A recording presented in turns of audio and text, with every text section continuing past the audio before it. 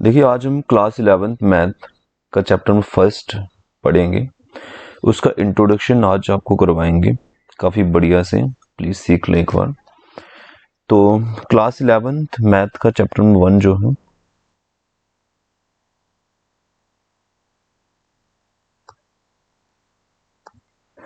वो तो सेट होता क्या है ये आपको बता देते हैं। सेट्स का इंट्रो है।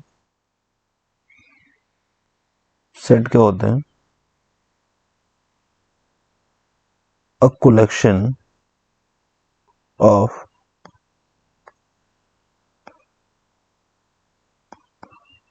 Well defined objects.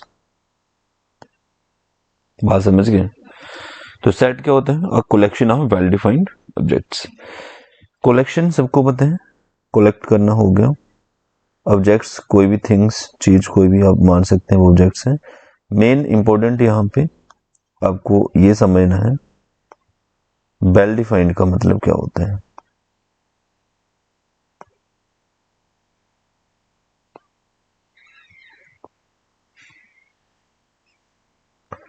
तो देख लीजिए वेल डिफाइंड का मतलब क्या है।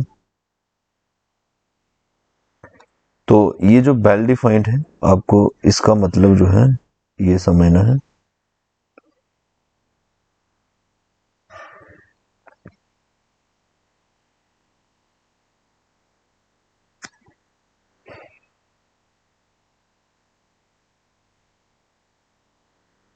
तो देख लीजिए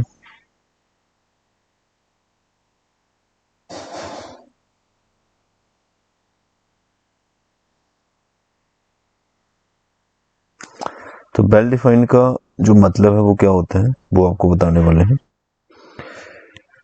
देखिए मैं एक सेट ले रहा हूँ। सेट को हमेशा कैपिटल लेटर से लिखते हैं। मैंने एक सेट लिया, ऑल द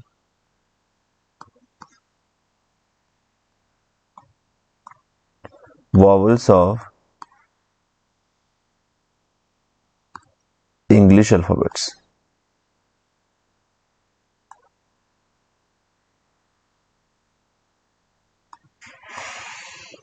ये मैंने एक सेट ले लिया, all the vowels of English alphabets.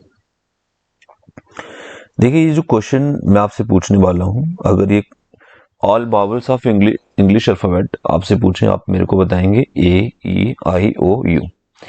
यही क्वेश्चन आप किसी से भी पूछें, जैसे अपनी स्कूल टीचर से, इंग्लिश वाली मैम से पूछें, वो भी क्या बताएंगे? ए ई आई ओ यू ही बताएंगे। अगर मैं पूछूं आप अपने फ्रेंड से पूछें वॉवल्स कौन कौन से होते हैं, तो वो भी क्या बताएगा? ए ई आई ओ यू। देखिए वेल डिफाइंड मतलब क्या होता है कि अगर मैं आपसे क्वेश्चन कर रहा हूँ आपका आंसर वही होगा, आप किसी और से कर रहे हैं सबका आंसर एक जैसा होगा। जैसे मैं वॉवल्स की बात कर रहा हूँ, ठीक है। तो this is a well defined, this is a well defined और दिस इज अ सेट। तो मैं इसको सेट बोलूंगा। तो ये चीज वेल डिफाइंड है और मैं इस चीज को सेट बोलूंगा। बात समझ गए?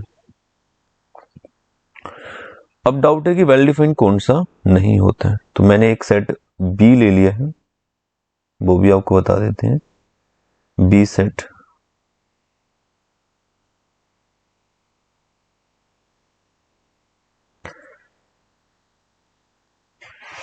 बी सेट आपका है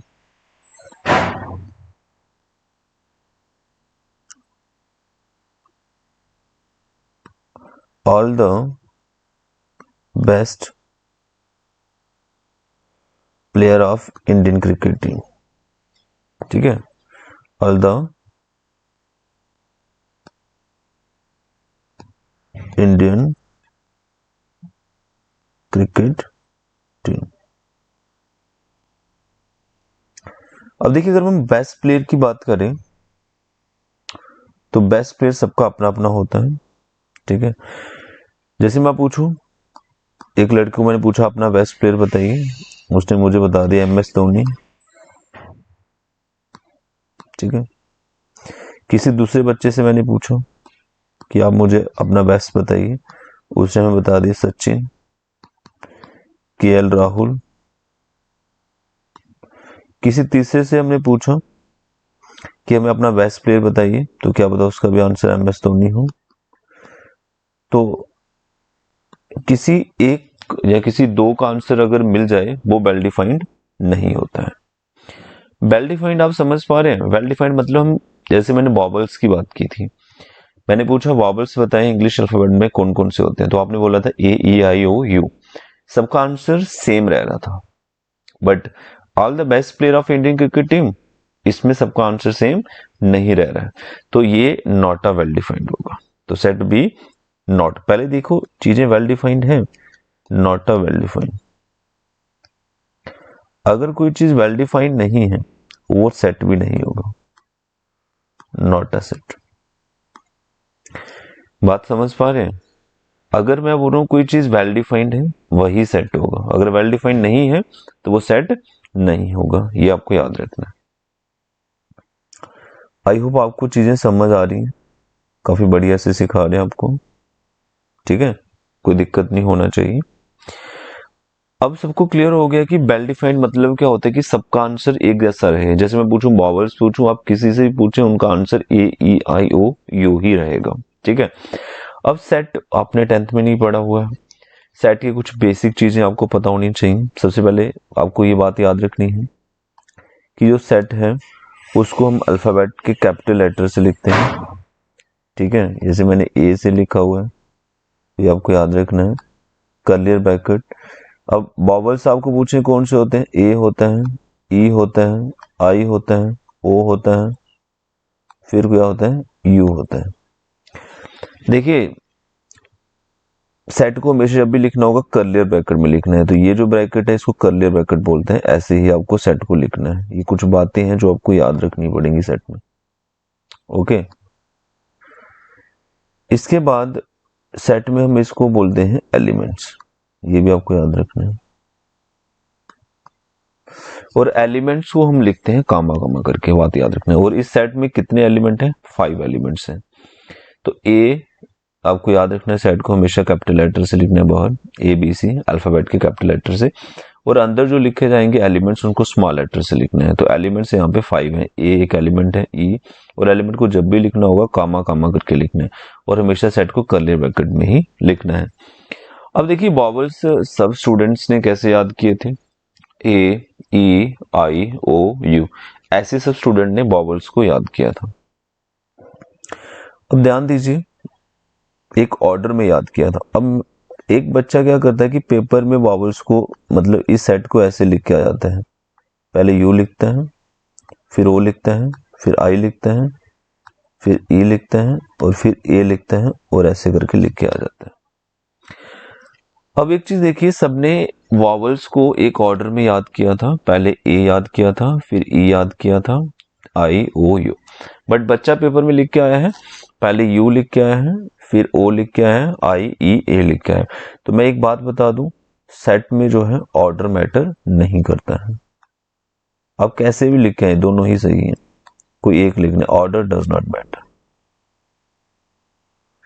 आई होप आपकी बात समझ आई होगी। सेट को कैपिटल लेटर से लिखते हैं, कर्ली ब्रैकेट में लिखना है, और उसके अंदर हम एलिमेंट्स को लिखते हैं, ओके। देखिए सेट में एक और बात आपको काफी इंपॉर्टेंट है जो याद रखना है, बिल्कुल बेसिक से बता रहा हूं आपको। जैसे एक वर्ड दे देगा वो, ठीक है, एक वर्ड आपको दे दिया उसने, जैसे मैं एक वर्ड ले रहा हूं मैथमेटिक्स,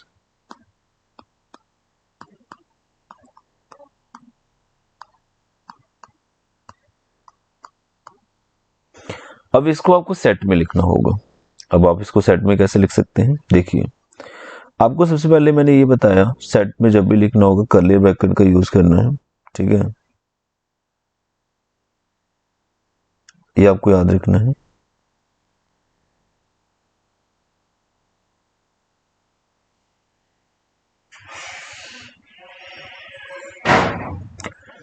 तो देखिए एक वर्ड है मैथमेटिक्स, कर्ली ब्रैकेट का यूज करना आपको, और यहां पे मैं लिख रहा हूं, सबसे पहले M लिखना है, फिर आपको A लिखना है, कामा, फिर आपको T लिखना है, कामा, सबको पता है ना कामा कामा करके लिखते हैं सेट में, फिर आपको E लिखना है।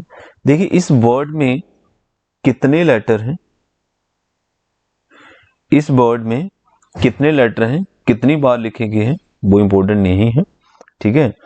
तो एम लिख दिया, कामा ए लिख दिया, कामा टी लिख दिया, कामा एच लिख दिया, कामा ई लिख दिया। उसके बाद एम जो है, ये वाला एम, अब फिर से रिपीट नहीं कर सकते सेट में, देख लीजिएगा, फिर से रिपीट आपको नहीं करना है इसको। तो ई के बाद आप क्या लिखेंगे, ध्यान दीजिएगा, ई के बाद आप एम नहीं लिख सकते हैं, ए नहीं लिख सकते, टी नहीं लिखते, क्या लिखें, आई लिख सकते हैं, सी लिख सकते हैं, फिर एस लिखेंगे। यहां पे आपने एक बात क्या सीखी कि सेट में एलिमेंट जो होंगे वो रिपीट नहीं करने, एलिमेंट को रिपीटेड नहीं करना है, ओके। जैसे मैं एक और एग्जांपल देता हूं आपको, जैसे मैं बोलूं ये एक वर्ड है वेटर, इसको सेट में लिख के बताइए, तो कैसे लिखेंगे सेट में। अब पता चलेगा कि सेट में जब भी लिखना होगा कर्ली ब्रैकेट यूज करना है, पहले वी लिखना है, ई लिखना है, टी लिखना है। अब टी को रिपीट नहीं कर सकते, ई को रिपीट नहीं कर सकते, तो लास्ट में क्या आएगा, तो आंसर है। समझ गए, सेट में जो है एलिमेंट्स को रिपीट नहीं करना, एलिमेंट नॉट रिपीटेड, एलिमेंट को रिपीट नहीं कर सकते सेट में। आई होप आपको ये चीजें समझ आई होंगी। फिर से मैं रिपीट कर देता हूं, सेट क्या होते हैं, a collection of well defined objects, okay. और वेल डिफाइंड समझ गए, जैसे मैंने एक एग्जांपल दी है, एक सेट दी है, all the vowels of English alphabets, okay, सबका आंसर सेम रहने वाला है, और this is a well defined, this is a set. Next जो फर्स्ट एक्सरसाइज का इंट्रो है 1.1 का इंट्रो है, ये मैंने लिखा नहीं इधर, तो हम पढ़ रहे हैं इंट्रो 1.1 का। अगर ये कर लेते हो फर्स्ट एक्सरसाइज आपकी कंप्लीट हो जाती है, ओके। फर्स्ट एक्सरसाइज के इंट्रो में अभी जो हमें टॉपिक पढ़ना है वो हमारा टॉपिक है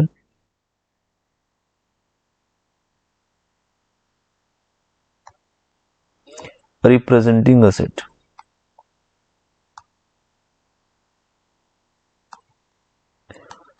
ठीक है, सेट को कैसे हम रिप्रेजेंट करते हैं ये हम अभी सीखने वाले हैं। अब सेट को कैसे रिप्रेजेंट करेंगे, सबसे नंबर 1 हम सेट को लिखते हैं सेट बिल्डर फॉर्म में,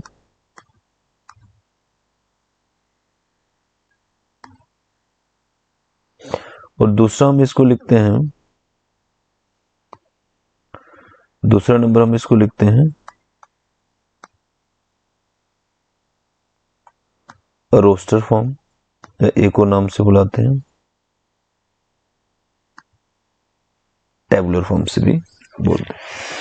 तो ये आपको पता चल गया कि रिप्रेजेंटिंग सेट जो है वो हम सेट को दो तरीकों से रिप्रेजेंट कर सकते हैं। नंबर 1 सेट बिल्डर फॉर्म है, और नंबर 2 रोस्टर फॉर्म, जहां हम इसको बोलते हैं टेबुलर फॉर्म। काफी बढ़िया से सिखा रहा हूं, सीख लीजिएगा।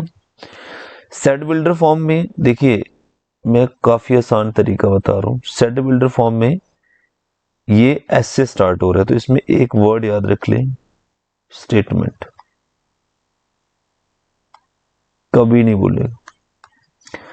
सेट बिल्डर फॉर्म एस से स्टार्ट होता है सेट, तो उसमें एक वर्ड याद रखना है स्टेटमेंट। क्या याद रखना है, स्टेटमेंट। और रोस्टर टेबुलर फॉर्म को थोड़ा सा याद कर लें, इसमें आपको याद रखना है एक्चुअल एलिमेंट्स, इसमें एक्चुअल में एलिमेंट्स लिखते हैं, इसमें ये वर्ड याद रखना है। एक एग्जांपल लेते हैं, देख लें, अच्छे से बताऊंगा।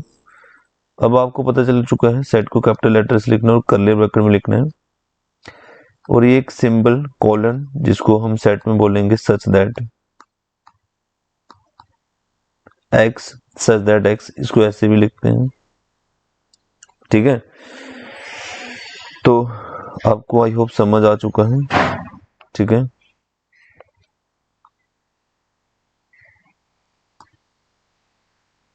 एक्स सच दैट एक्स, इस सिंबल को बोलते हैं such that is a vowel of English alphabets.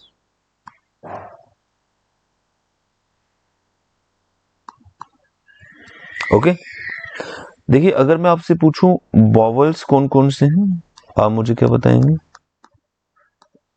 Curly bracket में लिखना है ए कामा ई कामा आई कामा ओ कामा यू। सब मेरे को वॉवल क्या बताएंगे? ए कामा ई कामा आई कामा ओ कामा यू। तो सबको समझ आ गया? स्टेटमेंट आपको याद रखना। ओके, देखिए अब मैं आपको एक चीज बता देता हूं। ऐसे लिखने, देखिए आपने यहाँ पे एक स्टेटमेंट लिखा है, ऐसे लिखने को हम बोलते हैं सेट बिल्डर फॉर्म। यहाँ पे एक्चुअल में एलिमेंट लिखे हैं, इसको बोलते हैं रोस्टर फॉर्म। दोनों का मतलब अगर देखा जाए सेम है, दोनों का मतलब सेम है। X such that x is a vowel of English alphabets, ये एक स्टेटमेंट लिखा है तो ये सेट बिल्डर फॉर्म है। और एक्चुअल में एलिमेंट्स वॉवल कौन कौन से होते हैं? ए कामा ई कामा आई कामा ओ कामा यू। तो ये आपका क्या होगा? ये आपका रोस्टर फॉर्म है। आई होप आपको समझ आया होगा। एक और एग्जांपल लेते हैं, एक हम सेट बी ले लेते हैं, ठीक है। सेट बी ले लिया हमने, x such that x is a natural number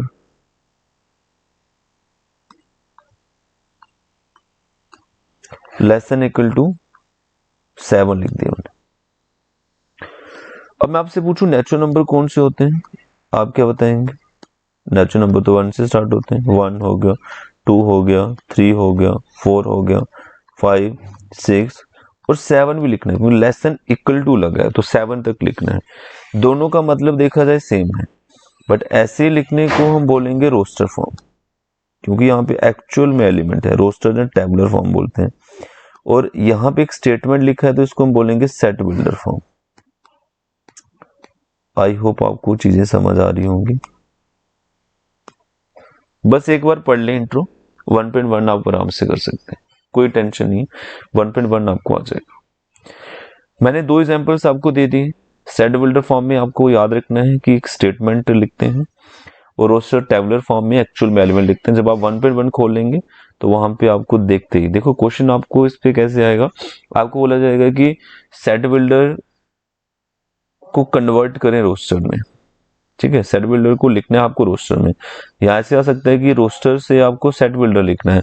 तो ये कुछ क्वेश्चंस आएंगे जब हम एक्सरसाइज करेंगे, तो वहां पे आपको काफी अच्छे से बता देंगे।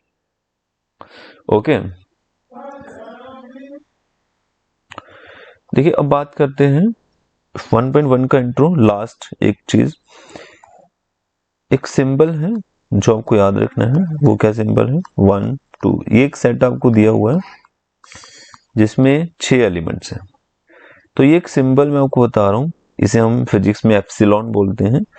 सेट में हम इसको यूज करेंगे, इसको बोलेंगे बिलोंग्स टू।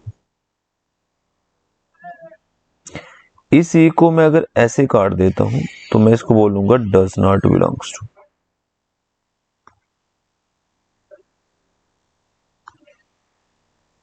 तो ये बातें आपको याद रखनी है। अगर ई को मैं ऐसे लिखता हूं तो इसको बोलेंगे बिलोंग्स टू, ई को मैं काट देता हूं तो इसको बोलूंगा डज नॉट बिलोंग्स टू। अब देखिए इस पे क्वेश्चन कैसे आएगा वो मैं आपको बता देता हूं। क्वेश्चन आपको पूछ सकता है ऐसे, जैसे मैंने लिखा 2, बीच में फिलिप्स दे देगा। क्या 2 सेट ए में है? 2 एक एलिमेंट है, सेट ए में है, तो वहां पे ये वाला सिंबल लगा देंगे। समझ गए? सेकंड क्वेश्चन आपको ये पूछ सकता है, दूसरे नंबर क्वेश्चन ये पूछेगा कि 5 सेट ए में है। थर्ड क्वेश्चन आपसे पूछेगा कि 9 सेट ए में है। फोर्थ क्वेश्चन पूछेगा 8 सेट ए में है। फिफ्थ क्वेश्चन ये पूछ सकता है कि 3 सेट ए में है। तो ये चीजें मैं आपको बता देता हूं, देख लीजिएगा। अगर पूछा है कि 5 सेट ए में है तो ये वाला सिंबल लगा दें, बिलोंग्स टू। 3 सेट ए में है, देखो ना सेट ए आपका इधर है, इधर देखना है। 3 सेट ए में है, बिल्कुल है, तो ये वाला सिंबल लगाना है। अब देखिए 9 सेट ए में है, 9 इधर, ये ए सेट है, इसमें 9 दिख रहा है आपको? 9 तो नहीं दिख रहा। अगर 9 नहीं है तो ए को ऐसे काट देना, इसको बोलते हैं 9 डज नॉट बिलोंग्स टू ए है। अब पूछे 8 सेट ए में है, देखो 8 दिख रहा है आपको यहाँ पे, 8 नहीं दिख रहा, तो 8 नहीं दिख रहा तो 8 ये साइन ई को ऐसे काट देना, इसको बोलते हैं 8 does not belongs to A. I hope आपको 1.1 का इंट्रो समझ आया होगा। अगर फिर भी कोई डाउट होगा प्लीज कमेंट में बताएंगे, ठीक है।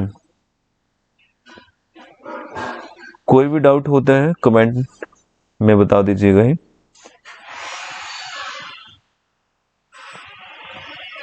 कल मैं आपको 1.1 का एक्सरसाइज 1.1 एक्सरसाइज है वो मैं आपको करवा दूंगा, तो प्लीज चैनल को सब्सक्राइब कर लें, ठीक है, और वीडियो को लाइक करना ना भूलेंगे। तो आज के लिए मैं इतना ही रख रहा हूं, इसको अच्छे से पढ़िएगा, ठीक है। अगर आप ये कर लेते हैं तो आपको 1.1 आ जाएगा, ठीक है। ओके स्टूडेंट है।